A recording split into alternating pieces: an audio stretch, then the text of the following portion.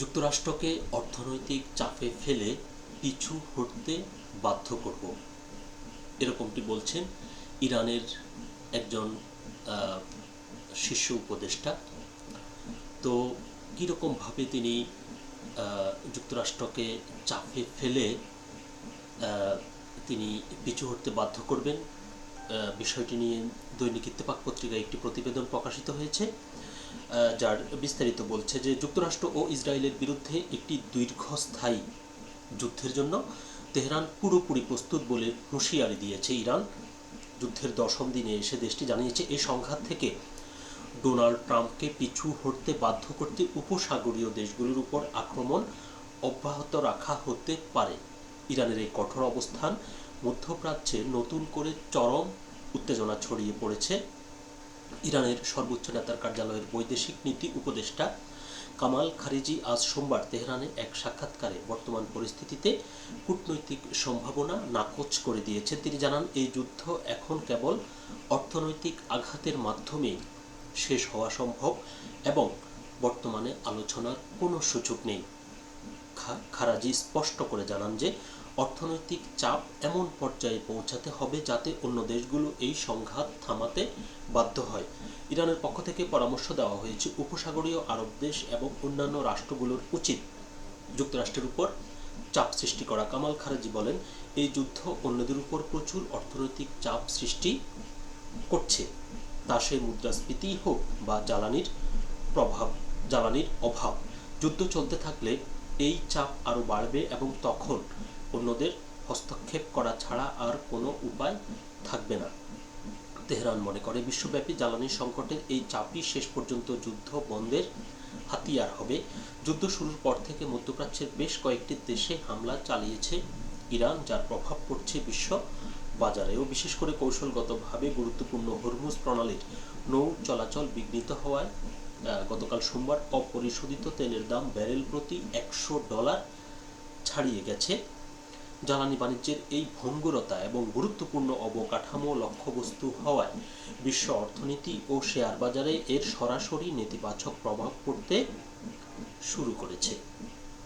তো ইরানের যে এই শীর্ষ উপদেষ্টা যেটি বলেছেন এটি একেবারেই সঠিক, যে যেমন আমরা এর আগের ভিডিওতে একটি খবর প্রকাশ করেছিলাম যে যেখানে বলছিল যে পাকিস্তানের প্রধানমন্ত্রী শেহবাজ শরীফ, পাকিস্তানের প্রেসিডেন্ট শেহবাজ শরীফ সে দেশের স্কুলগুলো তিনি বন্ধ ঘোষণা করেছেন 2 সপ্তাহের জন্য, এবং সেখানে সরকারি যে বন্ধ রয়েছে সেই বন্ধের পরিমাণ 1 দিন বাড়িয়েছেন এবং সরকারি যেসব কর্মকর্তারা রয়েছেন তাদেরকে বলা হয়েছে বাসা থেকে অফিস করার জন্য। এরকম এই যে পাকিস্তানের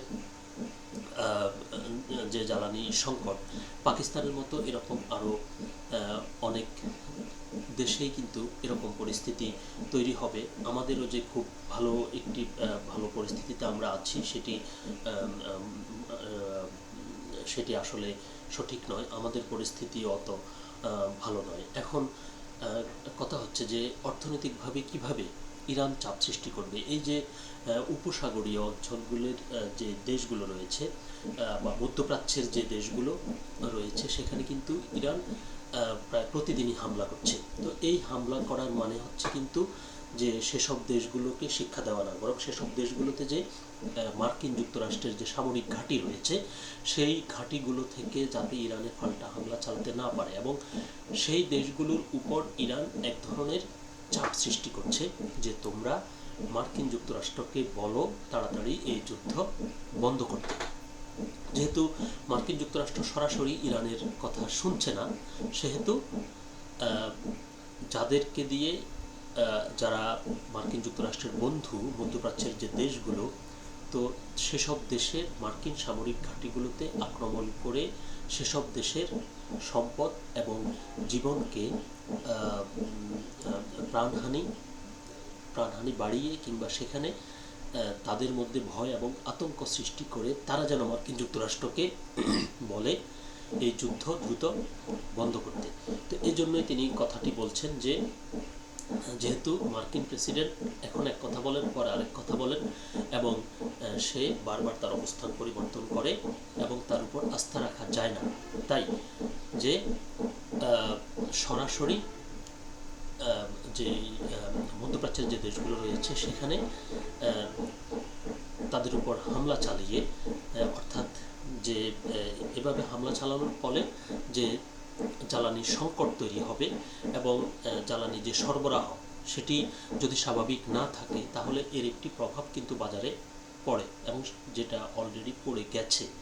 এবং এই পড়ার ফলে এই দেশগুলো মার্কিন যুক্তরাষ্ট্রের উপর চাপ সৃষ্টি করবে, আর এই চাপই শেষ পর্যন্ত মার্কিন যুক্তরাষ্ট্রকে যুদ্ধ থেকে বের হতে বাধ্য করবে, এরকমটি তিনি বলছেন। তো এটি তিনি একটি সম্ভাবনার কথা বলছেন। তো আমরা অপেক্ষা করে দেখি যে তার এই যে চিন্তাটা এটি আসলে কতটুকু আরও সামনের দিনগুলোতে বাস্তবসম্মত হয়ে ওঠে।